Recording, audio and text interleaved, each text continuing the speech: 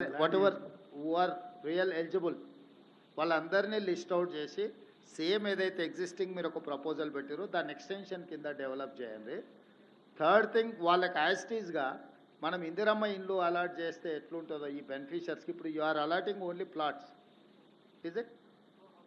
No house. Yeah, that is what I would suggest that why don't you propose for Indirama houses for each one. That 5 lakhs plus something they'll add and they will construct their own house. So at a time they'll get a colony, almost 1300, 1400 houses.